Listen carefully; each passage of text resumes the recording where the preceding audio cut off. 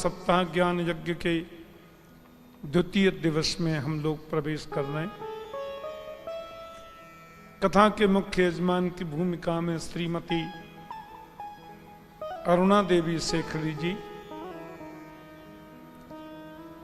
और हमारे पोथी यजमान जितने भी भक्तजन पधारे हैं उन सबके प्रति अनंत अनंत शुभकामना। व्यास मंच पर आदरणीय सूत जी विराजमान हैं। शौनकादि ऋषियों ने कल प्रश्न किया था, परीक्षित कौन? बोले यदा मृधे कौरव संजयानाम वीरेश्वथो वीर गतिम गतेषु ब्रकोदरा विद्ध गदा विमर्श भग्नोरुदंडे धृतराष्ट्रपुत्रे। सूत जी कहते हैं परीक्षित के जन्म की कथा को बताना मैं बहुत आवश्यक नहीं समझता, फिर भी मैं कहूंगा। राजा परीक्षित राजकुमार हैं, राजा हैं, पांडवों के वंशज हैं, पांडवों के पौत्र हैं, इसलिए उनके जन्म की कथा को बताना कोई आवश्यक नहीं है, फिर भी मैं कहूंगा। बोले आवश्यक नहीं है तो मत कहो। बोले नहीं, कहना इसलिए जरूरी है कि बक्षे कृष्ण कथोदयम।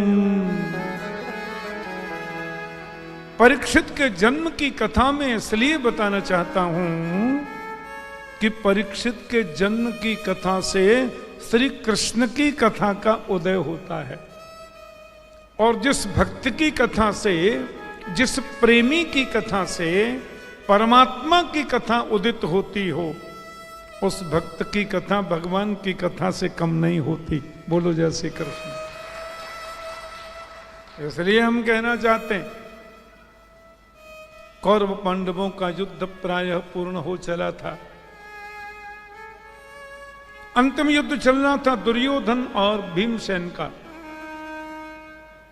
और भीमसेन ने अपनी गदा का प्रहार किया, दुर्योधन की जंघा को तोड़ दिया। हर चीज की मर्यादा होती है, हर चीज के एक नियम होते हैं। अनुष्ठान का भी एक नियम है, कथा का भी एक नियम है, प्रवचन का एक नियम है, यज्ञ का एक नियम है, ऐसे युद्ध का भी नियम होता है। और युद्ध का नियम यह है कि गदा युद्ध में कट्टी से नीचे गदा का प्रहार करना मना है, और दुर्योधन ने उनकी जंघा पर प्रहार कर दिया, भीमसेन ने। क्यों? महाभारत में तो लिखा है कि बलराम जी वहां पे आए और उन्होंने विरोध किया, ये तुमने क्यों किया? कृष्ण बोले नहीं। जिस समय दुशासन द्रौपदी को खींच करके लाया और भरी सभा में द्रौपदी को निर्वस्त्र करने की चेष्टा करने लगा, उस समय दुर्योधन ने द्रौपदी की ओर इशारा करके कहा था कि तुम यहां बैठो। अपनी जंघा पर बैठने का इशारा किया। उसी समय भीमसेन ने कहा था, चिंता मत करो दुर्योधन, समय आने दो, यहां पर द्रौपदी नहीं भीम की गदा बैठेगी, और वो गदा ऐसी बैठेगी कि फिर कभी तुम बिठाने के काबिल नहीं रहोगे। अपनी प्रतिज्ञा का पालन किया है भीम ने। दुर्योधन रंगभूमि में पड़े हैं, एक एक पल अपनी मौत का गिन रहे हैं। द्रोणाचार्य का बेटा है अश्वत्थामा, क्योंकि द्रोणाचार्य को भी द्रौपदी के भाई धृष्टद्युम्न ने मार दिया। इसलिए उस बच्चे के मन में भी बड़ा रोष है। दुर्योधन से आकर के पूछा अश्वत्थामा ने, मित्र तुम्हारी हालत किसने की? दुर्योधन बोला, मैंने जीवन में तुमसे कभी कुछ नहीं मांगा गुरुपुत्र, आज दोगे? बोले हाँ बताओ। बोले कैसे भी पांचों पांडवों को मार दो। पांचों पांडवों को मार दोगे तो मुझे लगेगा कि मैं अब चैन से मर सकता हूं। जो दुष्ट होते हैं ना, वो अपनी दुष्टता मरते दम तक नहीं छोड़ते, और जो सज्जन होते हैं ना, वो विपरीत से विपरीत परिस्थितियों में भी अपनी सज्जनता को जाने नहीं देते।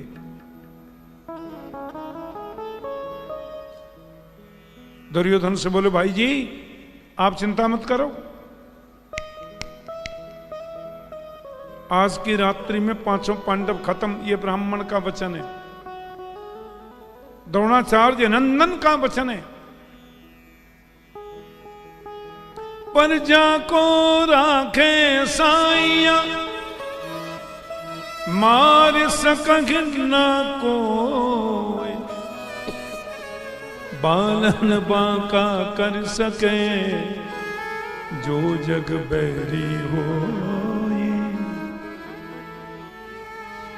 अच्छा, मैदान में तो युद्ध चल रहा है, और मैदान के ही एक तरफ कुछ टेंट वेंट लगे हुए हैं, वीरों के रुकने के आवास हैं, पांडवों की झोपड़ी भी उधर ही बनी है। दिन में युद्ध करते, रात को उसमें विश्राम। आज पांडव लोग उसी पर्णकुटी में शयन कर रहे हैं। या तो राजाएं, महल भी बना होगा टेंट का, और टेंट के तो ऐसे ऐसे महल बनते हैं कि पूछो मत। पांडव सो रहे हैं, महारानी द्रौपदी के 5 पुत्र भी वहीं सो रहे हैं। पौष का महीना है, महाभारत का युद्ध आधे से ज्यादा पौष महीना में हुआ। मार्गशीर्ष महीना की एकादशी को महाभारत का अलग जगह है। भगवान ने गीता जयंती के दिन गीतोपदेश किया, और उस गीतोपदेश में जो भी समय लगा, उसके बाद 18 दिन तक युद्ध चला, तो आधा पौष निकल गया। पौष के महीना में जो ठंडी पड़ती है आप लोग सब जानते हैं। कुरुक्षेत्र का मैदान, पौष का महीना, रात्रि का समय, साए साए करके ठंडी हवा चल रही है। रात के 12 बजे होंगे, अर्जुन की नींद खुली, और अर्जुन ने देखा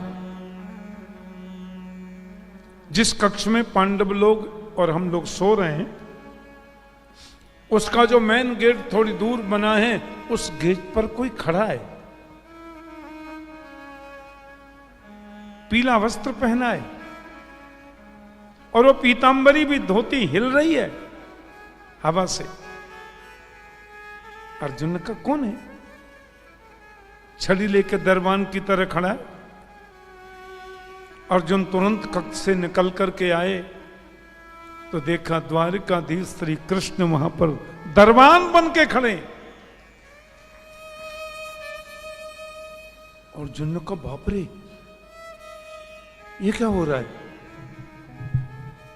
पास में आकर के बोले, द्वारिकाधीश गोपाल जी, इतनी रात निकल गई, आप क्या कर रहे हैं यहां? इस खुले मैदान में, इतनी ठंडी में, साए साए करती हवा के बीच आप कर क्या रहे हैं यहां? अभी तक आप सोए नहीं? कन्हैया बोले, तुम्हें नींद आती है क्या? अर्जुन बोले जीवन की बागडोर आपको सौंप दी तो हम तो टांड दुपट्टा सोएंगे। हमें चिंता नहीं अपनी, उन्हें चिंता हमारी है।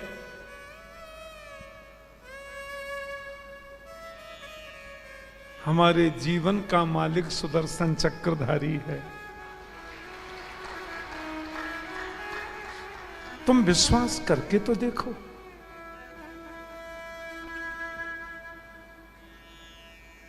वो कैसे निभाएगा। भगवान जानते हैं कि अश्वत्थामा आने वाला है, दुर्योधन को वचन दे के आया है कि आज 5 पांडवों को खत्म कर दूंगा। और अश्वत्थामा चिरंजीवी और है। हमारे यहां 5 चिरंजीवी हैं, उसमें पहला नाम इसी का है। 5 चिरंजीवी ऐसे हैं, सप्त चिरंजीवी 7। अश्वत्थामा बलिर्व्यासो हनुमांश विभीषण कृपः परशुरामश्च सप्तैते चिरजीविनः। अश्वत्थामा, राजा बलि, भगवान वेदव्यास, श्री हनुमान जी महाराज, विभीषण जी महाराज, कृपाचार्य जी महाराज और फरसे वाले बाबा श्री परशुराम जी महाराज। ये 7 चिरंजीवी हैं, मरते कभी नहीं है। नो, जब इनको पता चलता है सतयुग आ गया तो फिर युवा बन के प्रकट हो जाते हैं। ये बूढ़े होते ही नहीं। उसमें भी पहला नाम अश्वत्थामा का है। और वो मारने आ रहा है पांडवों को। कन्हैया ने सोचा ठीक नहीं है। पांडवों से बोले मेरा मन करता है तुम लोग यहां से उठो, जल्दी करो जल्दी करो। पांडव जाने लगे। पांडवों ने द्रौपदी के 5 बच्चे वहां सो रहे थे, उनसे कहा भाई तुम लोग भी चलो। बच्चे क्या युवान थे ये भी।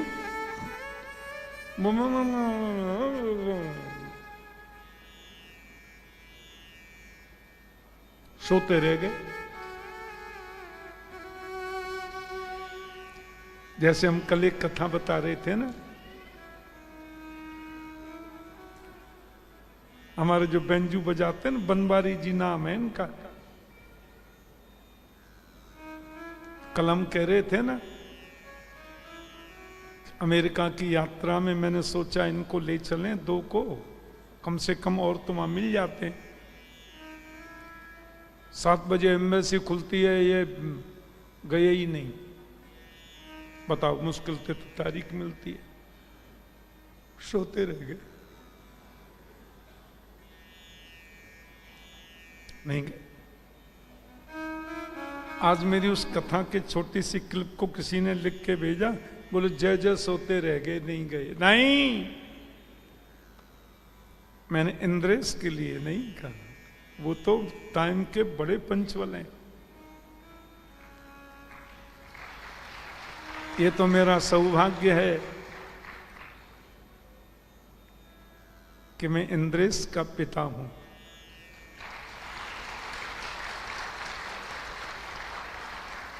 इतना नम्र, इतना विनयी, इतना आज्ञाकारी, इतने परिश्रमी, संतों के प्रति, महापुरुषों के प्रति, विद्वानों के प्रति इतना आदर का भाव, माता पिता की आज्ञा पालन में इतनी उनकी प्रवृत्ति, संत का आदेश हो जाए तो उसमें जाएं और टाइम से पहले पहुंचे। इंद्रेश तो यूएस से तब गए थे मेरे संग जब बहुत छोटे थे, 4 साल के, तब गए। उसकी माँ भी थी, वो भी थे। और बाद में तो अमेरिका में इंद्रेश ने कई कथाएं भी की हैं। इस बार भी वो 2 दिन के लिए कनाडा और 2-3 दिन के लिए अमेरिका जाएंगे। वो तो महाराज सवेरे 7 बजे जाना है तो कहो तो रात में ही दिल्ली जाके रुक जाए। आज सवेरे 3 बजे इंद्रेश आए बाहर से, कोई संत महापुरुष है, उनके जन्मदिन में उनको जाना था। कल गए, वहां जाके प्रवचन किया, महापुरुषों का आशीर्वाद लिया। रात कोई 10 बजे चल दी है, सवेरे 3 बजे पहुंचे और अभी अभी निकल गए। भुवनेश्वर का फ्लाइट पकड़ना है 6 बजे का। कल भगवान जगन्नाथ की रथ यात्रा जो वापस आ रही है, उसमें वहां के जो राजा हैं गजपति, उनके साथ में थोड़ा सा कार्यक्रम है। फिर हमारे गुरु स्थान में जाके महापुरुषों को प्रणाम करके, और परसों से तो उनका कार्यक्रम है इंद्रेश का यहां पे। सवेरे के सत्र में श्री वैष्णव दीक्षा का कार्यक्रम, और थोड़ी देर रोज का प्रवचन भी होगा सवेरे। 3-4 दिन का सत्र उनका है, 25, 26, 27, 28, ऐसी मुझे सूचना है। और मैं कह रहा था कि ये भगवान की कृपा है कि बहुत नम्र है।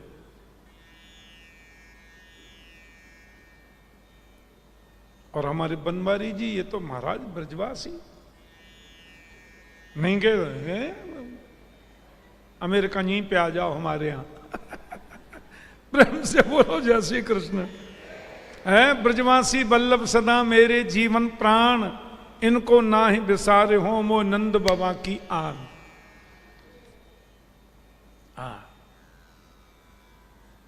ऐसे ही वो द्रौपदी के बेटा सोते ही रह गए ही नहीं।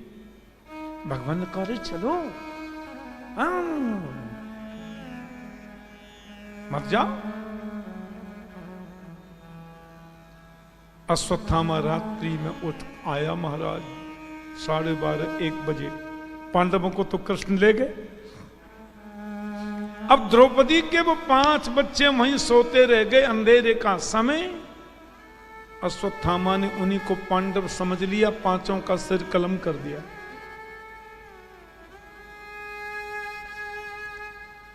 पांचों का सिर कलम कर दिया,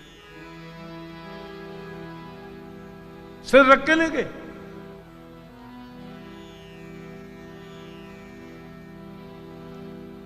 दुर्योधन के पास जाकर के बोले अंधेरी रात्रि में ही, भैया जी हो गया काम। अरे क्या पांचों खत्म? ब्राह्मण का बेटा हूं, देख लो, मैंने कहा था चोटी पकड़ के कहता हूं 5 खत्म। दुर्योधन बोला, हो भले आदमी, तू तो ऐसे बोल रहा है जैसे गाजर मूली काट के आया है क्या? है? पांडवों को मारना इतना सहज है क्या?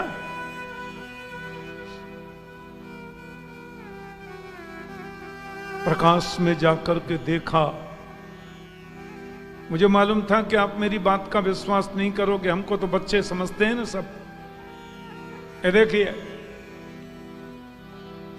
और जैसी प्रकाश में जाकर के देखा, दुर्योधन बोला, अरे पगले, ये पांडव नहीं, ये तो द्रौपदी के 5 बेटे हैं।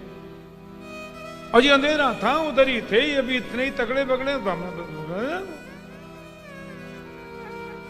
दुर्योधन बोला, तूने तो हमारा वंश खत्म कर दिया। अरे कम से कम ये 5 बेटे रहते तो हमारा वंश आगे तो चलता। बाद में तो दुर्योधन जमीन पर गिर पड़ा, प्राण निकल गया, मर गया। परमाता शिशूनाम निधनम सुतानाम निशम्य घोरम परितप्यमान। द्रौपदी बहुत रोई। क्या बिगाड़ा था मेरे बच्चों ने? क्या बिगाड़ा था मेरे बच्चों ने? क्यों मार दिया?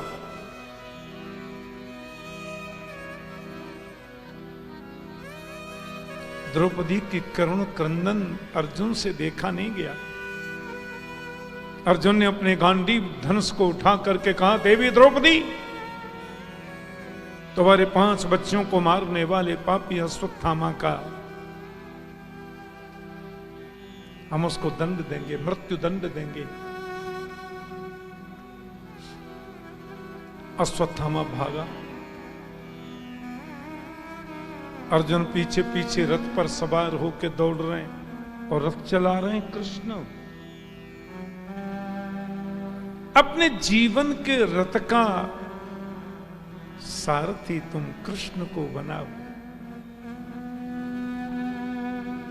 अपने जीवन के रथ की बागडोर गोविंद के हाथ में सौंपो। वो रथ कभी गलत रास्ते पर नहीं जा सकता, सही रास्ता चुनेगा, क्योंकि उसको चलाने वाला योगेश्वर कृष्ण है।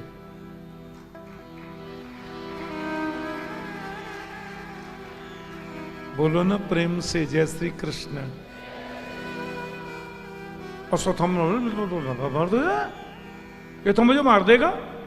अश्वत्थामा डर गया, उसने ब्रह्मास्त्र चला दिया। जानते हो ब्रह्मास्त्र किसको कहते हैं? आजकल जिसको बोलते हैं ना परमाणु अस्त्र, वही ब्रह्मास्त्र है। Nuclear bomb. ब्रह्मास्त्र से बड़ा खतरनाक कोई अस्त्र नहीं होता। और जैसे ही अर्जुन ने ब्रह्मास्त्र आते देखा, अरे कन्हैया ये क्या किया इस पागल ने, ब्रह्मास्त्र चला दिया।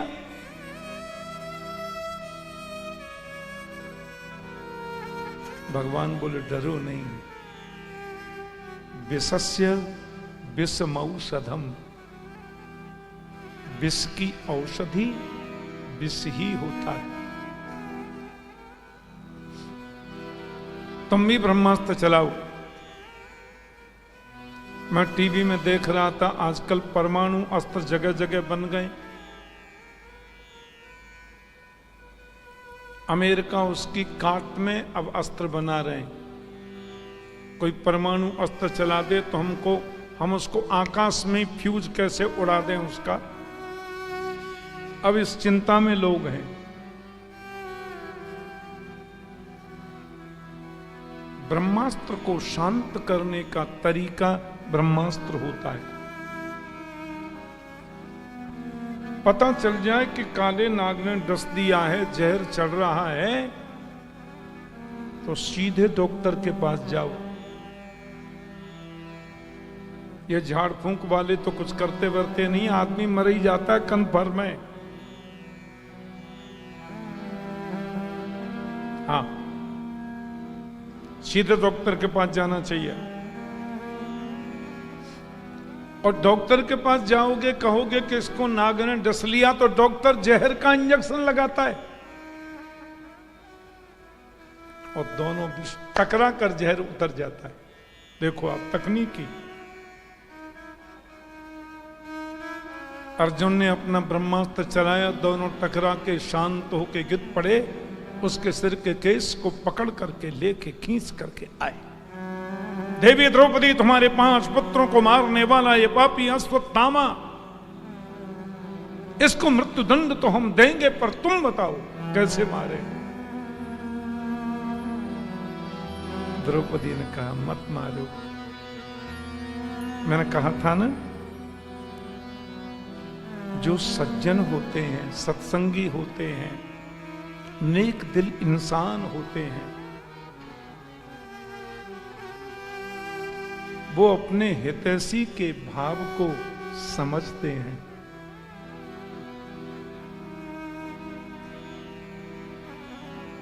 अर्जुन से बोली मत मार।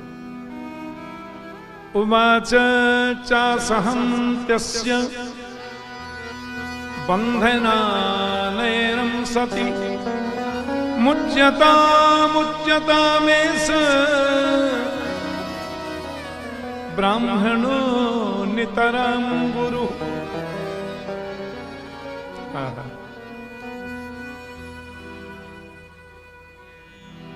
ब्राह्मण का बालक है, पंडित जी का बेटा है, द्रोणाचार्य जी का इकलौता बेटा है, छोड़ दो। क्या बोल रही हो तुम? इसको छोड़ दें? हैं?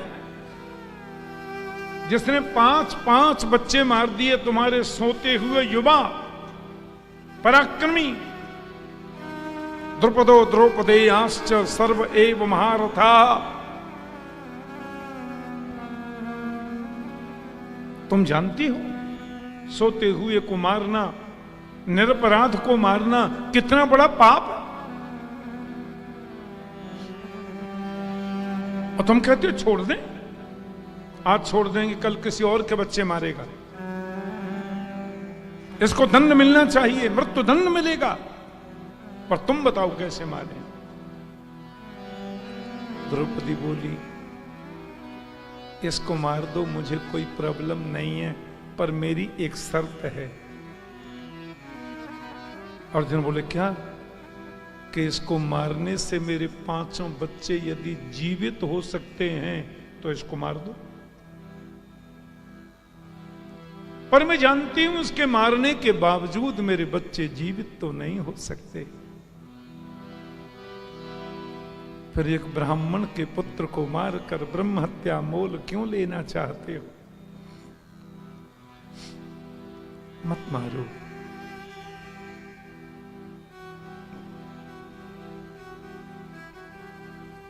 कम से कम मुझे ये संतोष तो है, मेरे 5 बेटे मारे गए पर मेरे पति तो सब सुरक्षित हैं। इसकी मां की दर्द भरी वेदना को समझो। इसकी मां के पति को मेरे ही भाई ने युद्ध में मार दिया। द्रोणाचार्य जी का कत्ल किया था द्रौपदी के भाई धृष्टद्युम्न ने।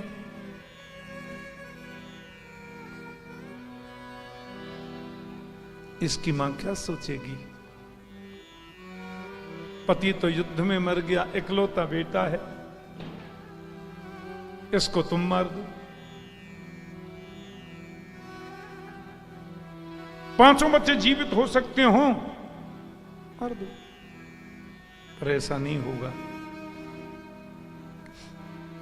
अर्जुन ने युधिष्ठिर से कहा माताओं का हृदय बड़ा कोमल होता है, यही प्रॉब्लम है।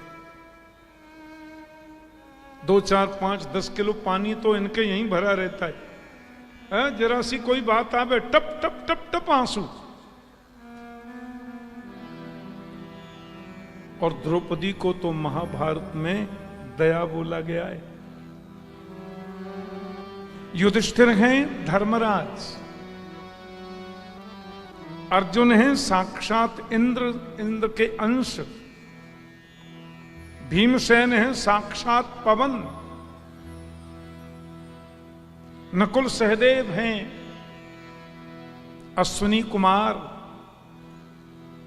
इन 5 की पत्नी का नाम है दया। धर्म के साथ में यदि दया नहीं होगी भाई जी, तो धर्म के नाम पर हम लोग कभी कभी हिंसा कर देंगे, हो जाती है। कभी कभी धर्म के नाम पर बलि हो जाती है।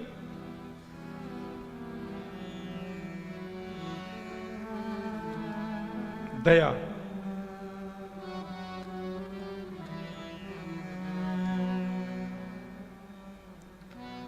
इंद्र जो हैं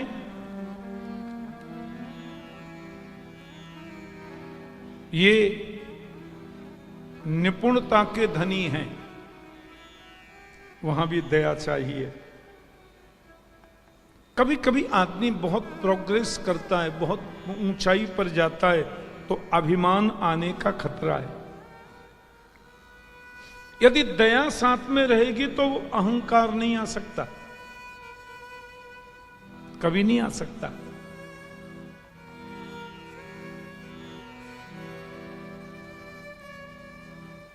फिर भीमसेन ये बल है, यदि बल के साथ में दया नहीं होगी तो निर्बलों को मारेंगे। बहुत बलवान आदमी है, ऐसे चल रहे हैं, इधर आओ, यहां। वो आदमी बोला क्या है साहब? बोले हम इधर से निकल रहे हैं, हमको देख के प्रणाम क्यों नहीं किया? खामा ही खा।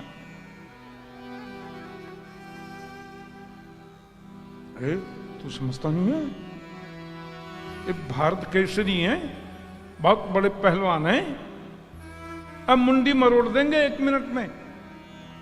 जोहार करना चाहिए। तो बल के साथ में यदि दया नहीं होगी तो बल भी काम गड़बड़ करेगा कि नहीं, बताओ?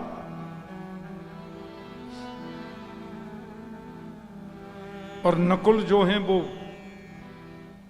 बड़े सुंदर हैं, सुंदरता के साथ में भी दया चाहिए, नहीं तो जो सुंदर है दूसरे को कुछ समझेगा ही नहीं।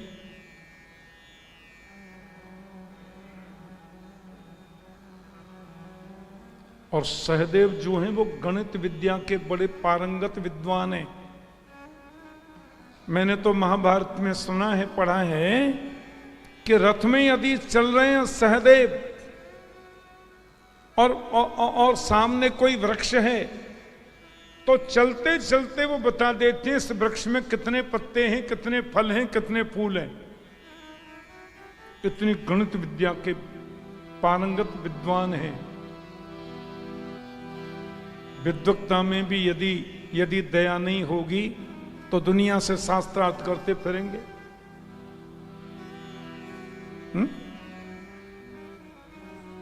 आजकल भी हम लोग देखते हैं,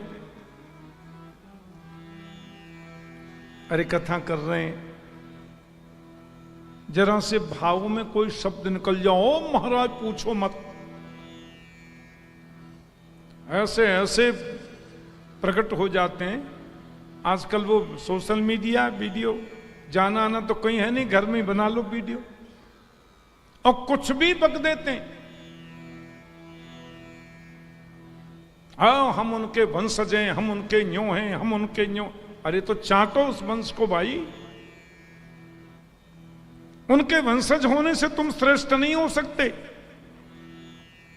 उन जैसी श्रेष्ठता अपने जीवन में लाओ।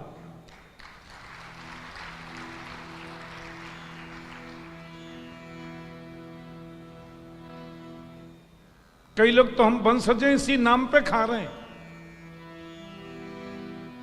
हम उनके ये, हम उनके ये, हम उनके फलाने, हम उनके ढिकाने। यू आल्सो नथिंग, तुम कुछ नहीं हो।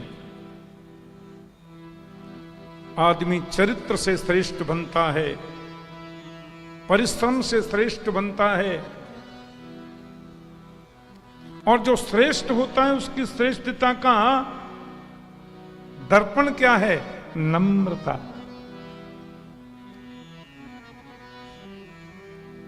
कोई बात तुम नहीं समझ पा रहे, तुम्हारी बुद्धि के दिवालियेपन का प्रतीक हो सकता है, उसको समझो।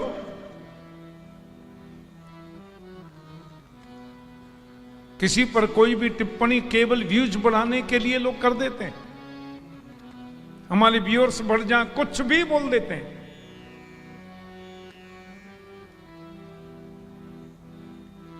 अब उनसे लड़ो, आप वीडियो बना के डालो, वीडियो खेलते हैं।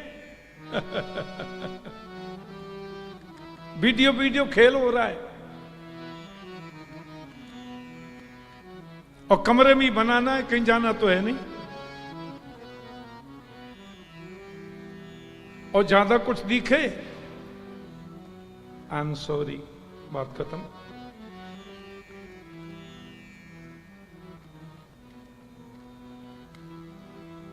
गलत है। वैदुष्य का मापदंड शास्त्रार्थ नहीं है।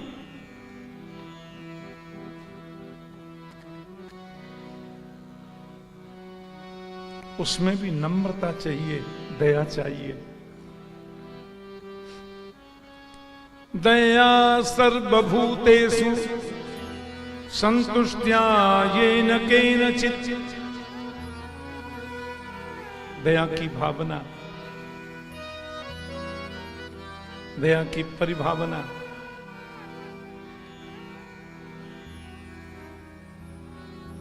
ये होनी चाहिए।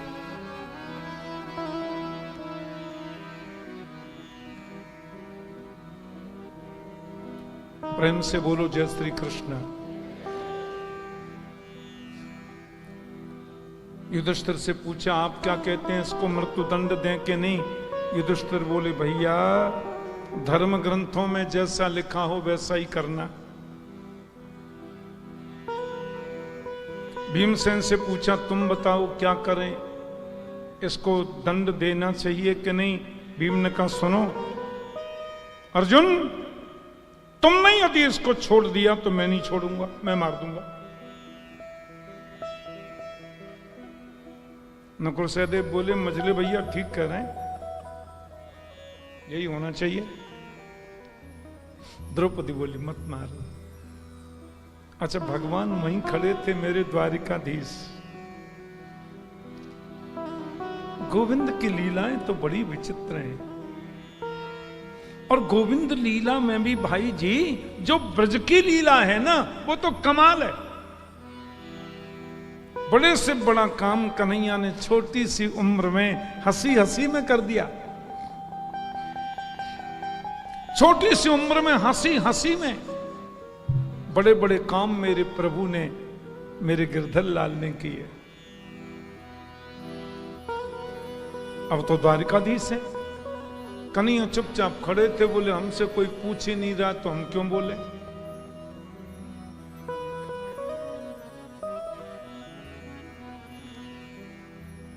बिना पूछे किसी को सुझाव नहीं देना चाहिए। हाँ, और शास्त्र में लिखा है नचा न्याय न पृच्छत, यदि अन्याय से कोई पूछे फिर तो बिल्कुल मत करो,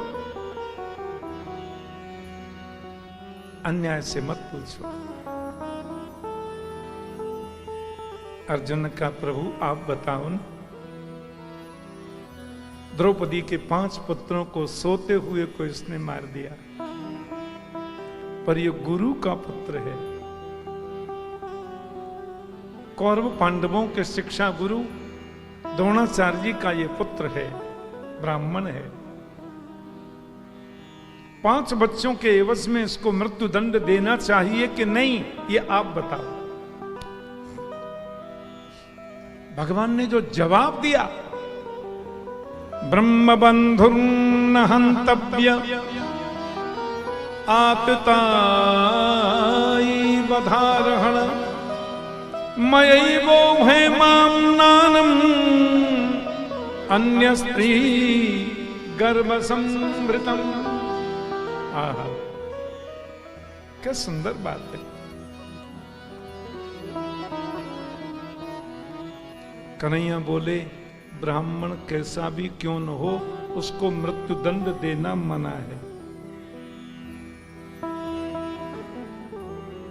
ब्राह्मण कैसा भी क्यों न हो उसको मृत्युदंड देना तो मना है, और बालकों का हत्यारा कोई भी क्यों न हो उसको छोड़ना भी मना है।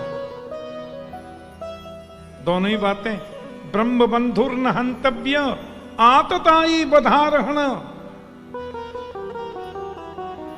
कोई अधम ब्राह्मण भी है तो भी मृत्यु दंड नहीं देना, और बाल हत्यारा है, आतताई है, उसको मृत्यु दंड देना ही चाहिए। बधारहण, वो बध का अधिकारी है।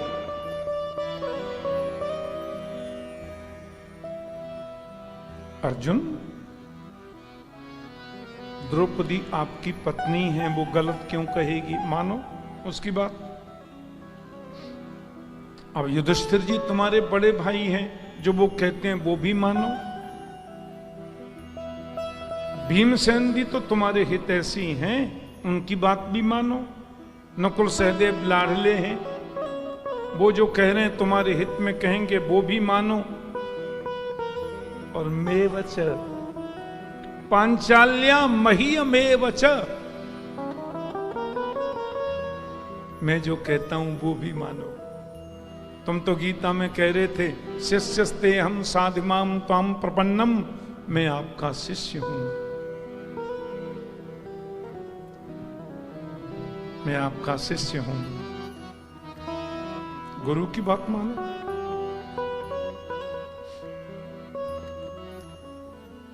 मारो भी मत, छोड़ो भी मत, मारो भी और छोड़ो भी। अर्जुन घबराए नहीं, क्योंकि श्री गोपाल जी के मुखारविंद से अर्जुन ने गीता सुनी है भाई जी।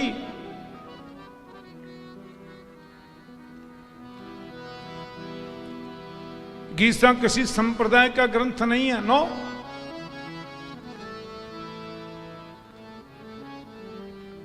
गीता मानव का धर्म बताने वाला ग्रंथ है।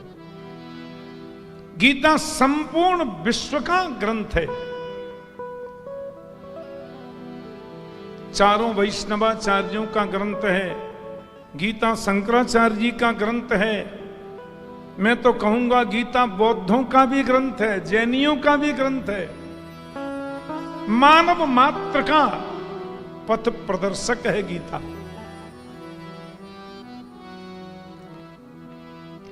मानव मात्र को प्रशस्त करती है उसका रास्ता, उसका मार्ग श्रीमद् भगवत गीता।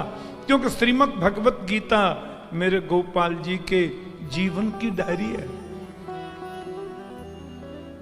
गीता सुगीता कर्तव्या किमन्यै शास्त्र विस्तरैः या स्वयं पद्मनाभस्य मुखपद्मात् विनिस्तृतम्। गीता को जीवन का सुगीत बनाओ। और वो गीता अर्जुन ने सुनी है भगवान के मुख से। अब मारना भी है, छोड़ना भी है, मारना भी नहीं है और छोड़ना भी नहीं है। क्या करें?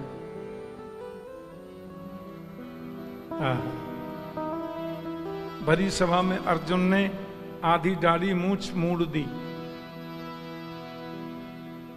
आधी दाढ़ी मूंछ मूड़ दी। ब्रह्म तेज की जो मणि है मस्तिष्क से उसको निकाल लिया, धक्के देके सभा से निकाल दिया। सामाजिक प्रतिष्ठा जिसकी बन गई है उस व्यक्ति का सामाजिक बहिष्कार कर देना मृत्युदंड से भी ज्यादा खतरनाक है। पर अश्वत्थामा के मन में तो ईर्ष्या और ज्यादा आ गई। अश्वत्थामा को सोचना तो ये था भाई काम तो मैंने मरने का किया, लेकिन अर्जुन ने, कृष्ण ने मुझे मारा नहीं, थोड़ा अपमानित करके निकाल दिया।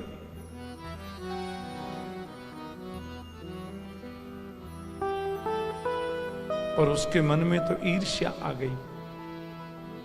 पांडवों के वंश को निर्वंश करके मानूंगा।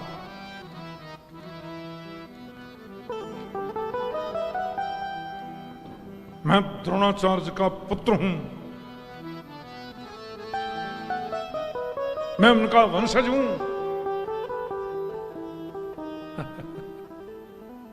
रॉन्ग। किसी श्रेष्ठ का पुत्र होने से तुम श्रेष्ठ नहीं हो जाते। किसी महान आत्मा के वंशज होने से तुम महान नहीं हो जाते। उसके लिए तुम्हें ऐसा कर्म करना पड़ेगा, ऐसी साधना करनी पड़ेगी, ऐसे साधन करने होंगे, ऐसी तपस्या करनी होगी।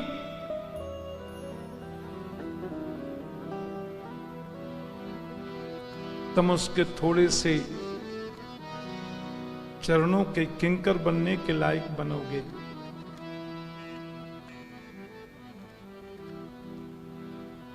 और संत कृपा हो जाए, भगवंत कृपा हो जाए तो कभी कभी तो वंशज अपने पूर्वज से भी श्रेष्ठ निकल जाते हैं। बोलो जय श्री कृष्ण। ऐसे कई उदाहरण हैं। हिरण्यकश्यपु का बेटा प्रहलाद है।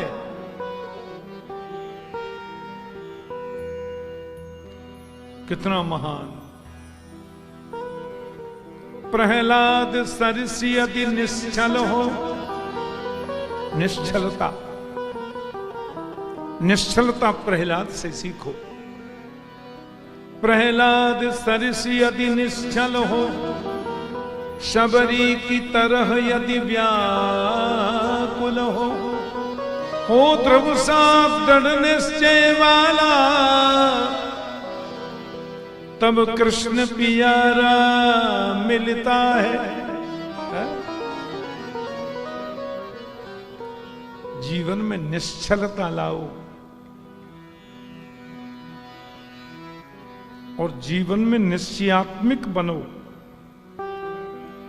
निश्चलता और निश्चयता। निश्चलता उसे कहते हैं जिसमें कोई छल नहीं है, कोई कपट नहीं है, वो निश्चलता है। और निश्चय उसे कहते हैं जिसने जीवन में निश्चय कर लिया, अब तो केवल श्याम को पाना, भूल जाए तो उन्हीं को मनाना। केवल जीवन का एक लक्ष्य बन जाए, गोविंद को पाना है, प्रभु को पाना है। यह ध्रुव का निश्चय है। और किसी के प्रति राग नहीं, किसी के प्रति द्वेष नहीं, किसी की निंदा नहीं, किसी के प्रति बहुत ज्यादा ममत्व नहीं। इसको निश्चलता बोलते हैं। छल नहीं, छल छिद्र नहीं। कई लोग ऊपर से बड़े सफेद पोष दिखाई देते हैं, अंदर गंदगी भरी हुई है। नहीं। मनस्येकं वचस्येकं कर्मण्येकं महात्मनाम्, मनस्यन्यत् वचस्यन्यत् कर्मणि अन्यत् दुरात्मनाम्। जो बात मन में सोचो वो वाणी से बोलो, और जो वाणी से बोलो वो कर्म में करो। ये महात्मा का लक्षण है।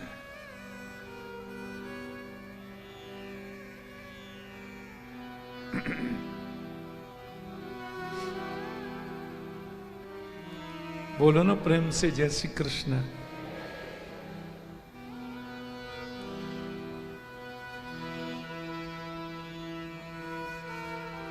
निर्वंश क्या करूं, पांडवों के वंश में है ही कौन। एक बेटा वो था अभिमन्यु, कौरवों ने मार दिया चक्रव्यूह में फंसाकर। 5 बेटे और थे इनके, वो कुछ दिन पहले हमने मार दी। अब ये निर्णय तो पक्का है ना कि पांडवों के बाद उनका वंश खत्म। अश्वत्थामा का नहीं नहीं नहीं नहीं,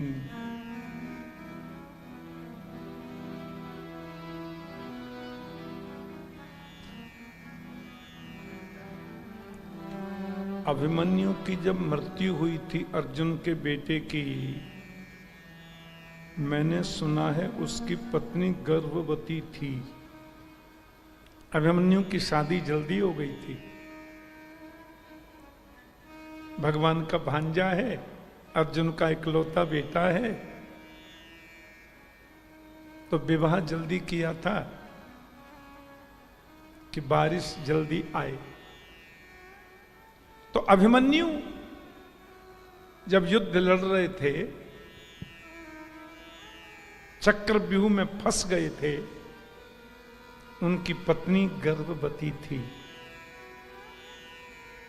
और वो गर्भ का शिशु अभी कई महीने का होगा। अश्वत्थामा की घृणित सोच देखो, गंदी सोच, ऊंच निवास नीच करतूती। कभी कभी किसी व्यक्ति की गद्दी ऊंची होती है पर सोच बड़ी नीची होती है। इसको बोलते हैं ऊंच निवास नीच करतूती।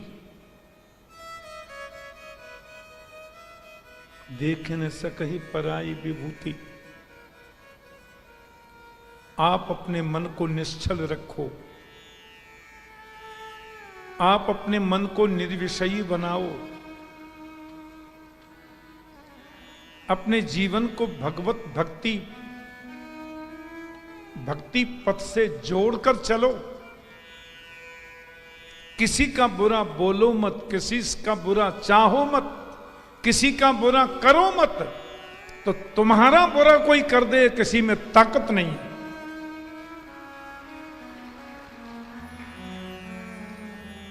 किसी का बुरा सोचना नहीं, किसी का बुरा बोलना नहीं, किसी का बुरा करना नहीं, तो तुम्हारा बुरा गोविंद होने ही नहीं देगा। मेरा मुरलीधर, मेरा कन्हैया तुम्हारा बाल बांका नहीं होने देगा, ये कन्फर्म है। इसी को बोलते निश्चलता। ये जीवन में होनी चाहिए।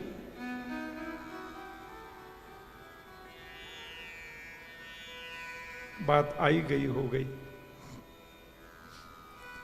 कन्हैया बोले पांडवों से, I am going to Dwarka. कई महीने हो गए, कौरव पांडवों के युद्ध से पहले मैं आया था, धर्म की विजय हो गई। जो अधार्मिक लोग थे, शास्त्र विरुद्ध आचरण करने वाले थे, उसमें अधिकांश तो मारे गए और अधिकांश परास्त हो गए। युधिष्ठिर जी बन गए राजा। भैया हम जा रहे अपनी द्वारिका। हमारे द्वारिकावासी एक एक दिन गिन रहे हैं, जहे लगन लगी घनश्याम की। भगवान से मिलन की लगन जिसकी रहती है ना, या जिसको गोविंद प्रभु का सानिध्य प्राप्त हो जाता है, उसको फिर वियोग नहीं देखा जाता। द्वारिकावासी मेरी याद करते हैं।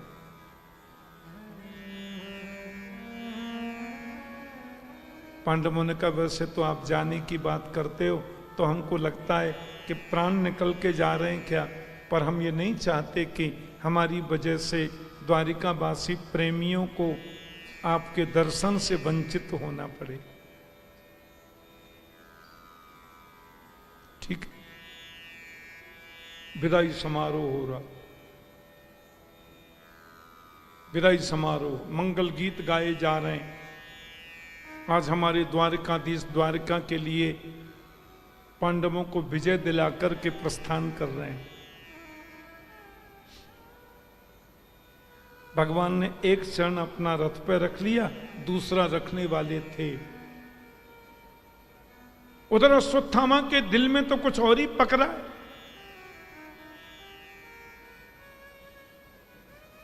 अभिमन्यु की विधवा पत्नी देवी उत्तरा, जिसके गर्भ में अभिमन्यु का पुत्र पल रहा है, उसके गर्भ के बच्चे को नष्ट करने के लिए ब्रह्मास्त्र चला दिया अश्वत्थामा ने।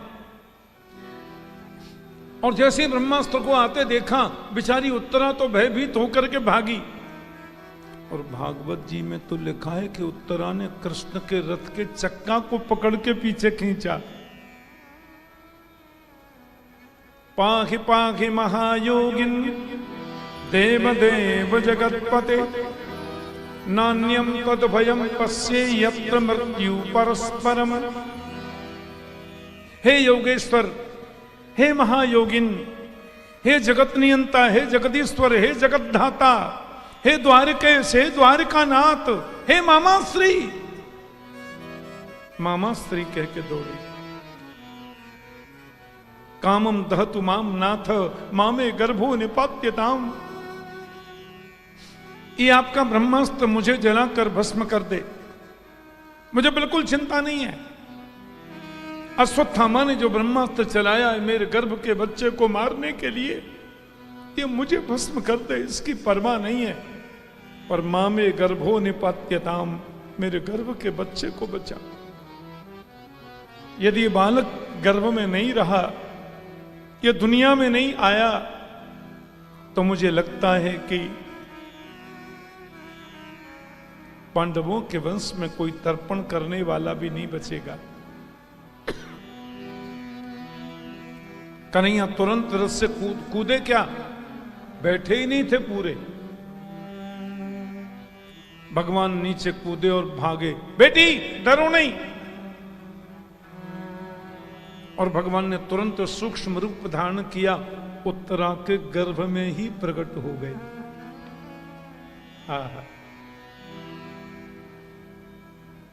एक रूप से बाहर खड़े, कुछ मंत्र सा पढ़ रहे हैं।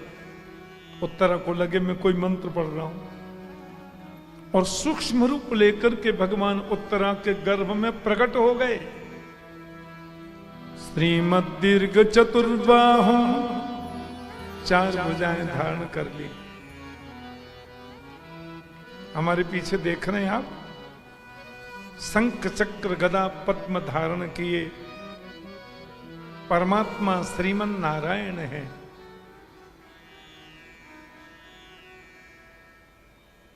नारायण परावेदा, नारायण परामखा,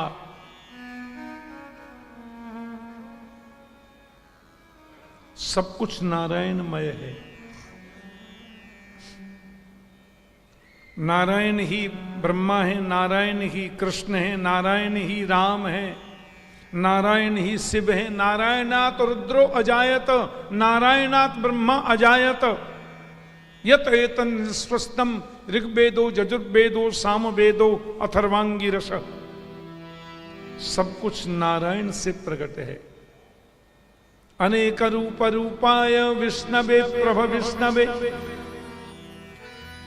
और भागवत में तो 10 जगह ऐसा स्पष्ट वर्णन है कि सामने कन्हैया खड़े और ब्रह्मा जी उनको नारायण कह करके प्रणाम कर रहे हैं।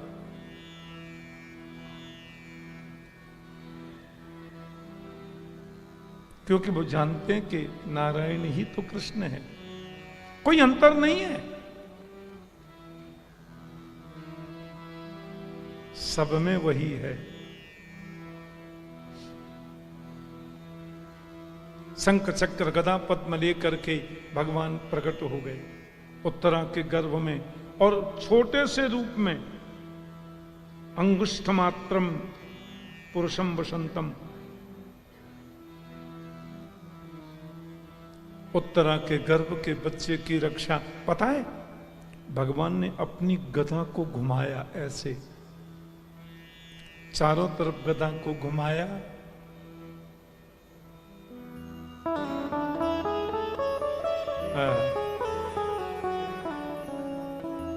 कितना बड़ा भाग्यवान है ये बालक, ये गर्भ का बच्चा कितना बड़ा भाग्यवंत है, जिसने दुनिया में जन्म बाद में लिया, भगवान का दर्शन पहले कर लिया। ऐसा कभी होता है? यहां हो तो रहा है ऐसा जीवन। भगवान पूछ रहे हैं, सामने खड़े भी हैं ना, बेटी कैसा लग रहा है? उत्तरा बोली, मामा स्त्री मैं स्वस्थ महसूस करती हूं, मुझे लगता है मेरा गर्भस्थ शिशु भी सुरक्षित है।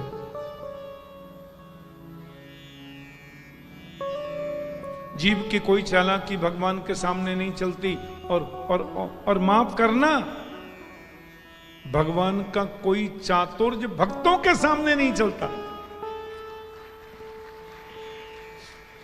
भक्तों के सामने तो छोटे बालक बन जाते हैं। अब हमारे रसिक महापुरुषों को देखो, राधा माधव को झूला पर बिठाकर झूला झुलाते हैं, सुंदर पदों का गायन करते हैं। कई ऋषिक महानुभाव बाल कृष्ण के रूप में उनको पलना में खिलौना से खिलाते हैं। लाला इससे खेलो, लाला इससे खेलो। अनन्य ममता विष्णु, अनन्य ममता विष्णु, ममता प्रेम संगता, भाव सैव सांध्रात्मा, बुधै प्रेम निगद्यते। हमारे कई वैष्णव जगतगुरु आचार्यों ने भगवान को लाड़ लड़ाया और भगवान ने उनके लाड़ को सत्य रूप में दिखाया। तुम मुझे पुत्र मानते हो तो मैं आपका पुत्र हूं।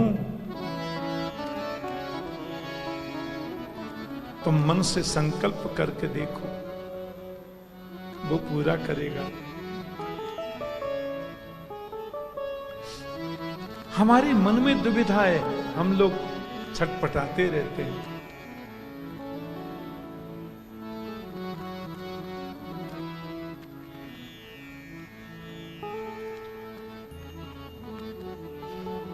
हमारे वैष्णवाचार्यों में जो पुष्टि मार्ग की पद्धति है, कैसा भगवान को लाड़ लड़ाते हैं। सायंकाल लाला का सैन भी जल्दी कराते हैं। हाँ, सवेरे उत्थापन में सबसे पहले माखन मिश्री भोग धराते हैं। भूख लगी होगी, छोटे से गोपाल है ना,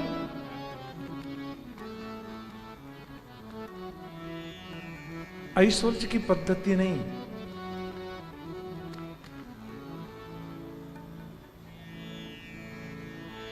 एक हमारे वैष्णवाचार्य तो गोपाल जी को खिला रहे थे और बालकृष्ण प्रभु लीला कर रहे थे। इतने में ही एक बंदर आया और बंदर आके लाला के हाथ से लड्डू छुड़ा के ले गया। कन्हैया रोने लगे, लड्डू ना, लड्डू ले गया, बंदर लड्डू ले गया। आचार्य चरण बोले, लाला, पूतना को मारने की ताकत है। अघासुर, बकासुर, व्योमासुर, अरिष्टासुर, धेनुकासुर, इन बड़े बड़े राक्षसों को पछाड़ने की शक्ति है। और ये सेवा कुंज का नकटा बंदर लड्डू छुड़ा के ले गया, तुमने रोका नहीं। कहते हैं कुछ क्षण के लिए प्रभु अंतर्धान हो गए। उन्होंने कहा, ऐसा क्यों कर रहे हो गोपाल, ये क्या ही की लीला है। बोले, देखो, यदि आप मुझे पुत्र मानते हो, सच्चे दिल से बाल उपासना करते हो, तो भैया बालक तो रोएगा भी, बालक तो बंदर से भी डरेगा। और यदि आप उस ऐश्वर्य का स्मरण करते हो, तो उस रूप में तुम्हें बड़े बड़े योगियों को भी नहीं मिलता। वदन्ति तत्तत्त्वविदस्तत्त्वं यज्ञानमद्वयम् ब्रह्मेति परमात्मेति भगवान इति शब्दते। तत्त्वविदस्तत्तत्त्वं वदन्ति यत् अद्वयम् ज्ञानम ब्रह्म। तत्ववेत्ता उसको तत्व कहते हैं, ज्ञानी उसको ब्रह्म कहते हैं, योगी उसको परमात्मा कहते हैं, भक्त उसको भगवान कहते हैं, और रसिक जन उसको प्रियतम प्यारा कहते हैं। और जो वात्सल्य भाव के उपासक हैं, वो उसको छोटा लाला मानकर गोद में खिलाते हैं। तुम संकल्प लो, तुम मन में किसी भाव को जागृत करो, उसे पूर्ण करेगा मेरा गोपाल। सच्चे मन से हो तो सही।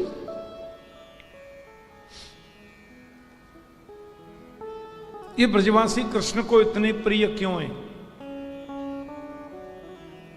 इनमें बनावटीपन नहीं है ना।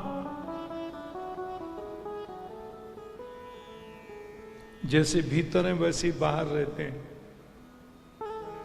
कन्हैया को ऐसे लाडले भक्त बड़े प्रिय लगते हैं, इसलिए बोलते हैं ब्रजवासी वल्लभ सदा मेरे जीवन प्राण, इनको ना ही विसारी हो मो नंद बाबा की आन। है? इनका स्वभाव है। माता कुंती ने सब देख लिया।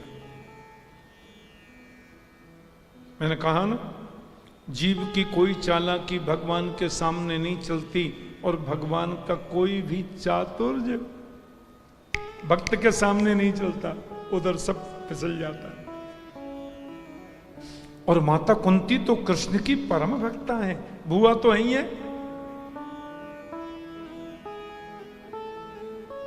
नमस्ते पुरुषं त्वाद्यम ईश्वरं प्रकृते परम अलक्ष्यम सर्वभूतानां अंतर्बहिरवस्थितम। मैं आपको प्रणाम करती हूं, आपको नमन करती हूं, आपको वंदन करती हूं। हे जगत नियंता, हे जगदाधार, हे जगत धाता, हे जगत कारण कारक, हे जगन्नाथ।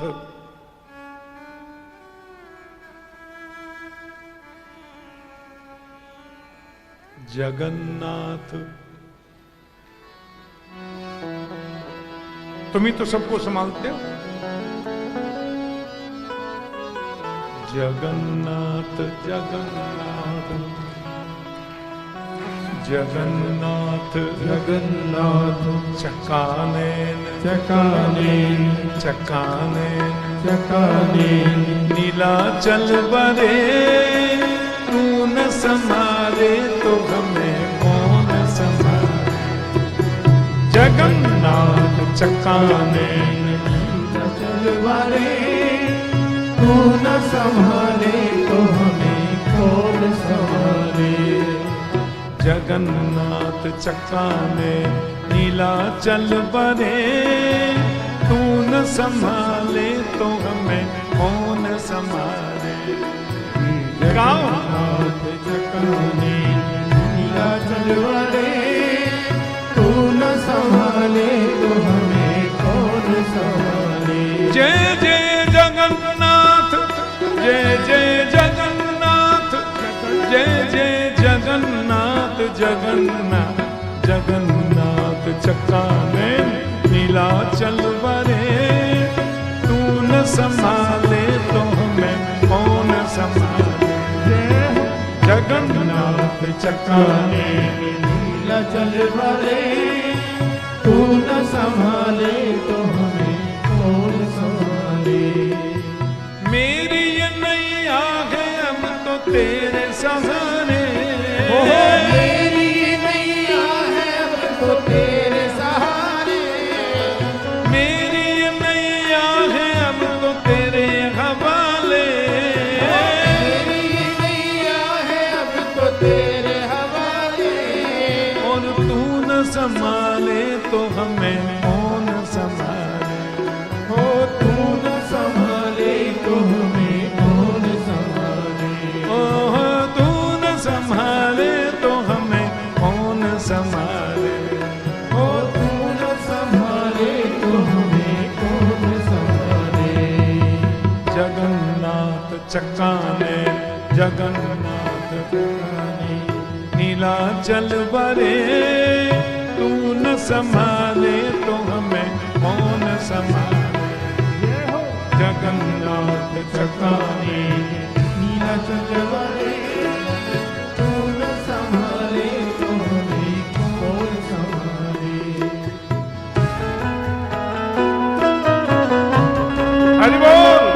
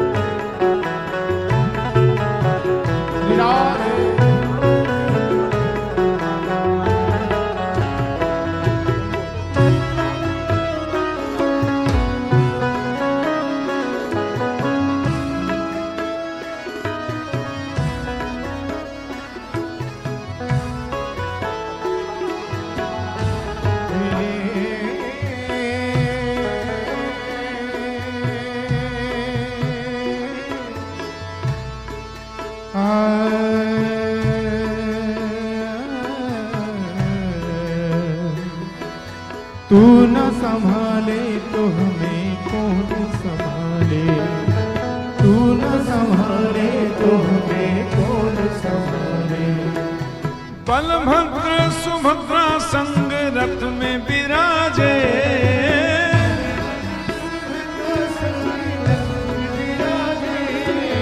बलभद्र सुभद्रा संग रथ में विराजे,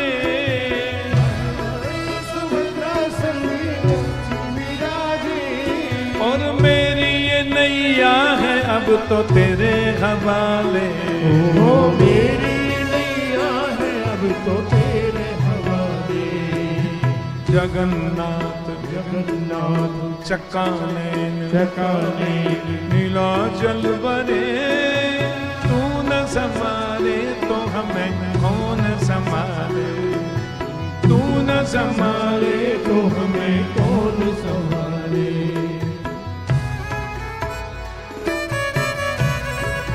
हरि बोलो।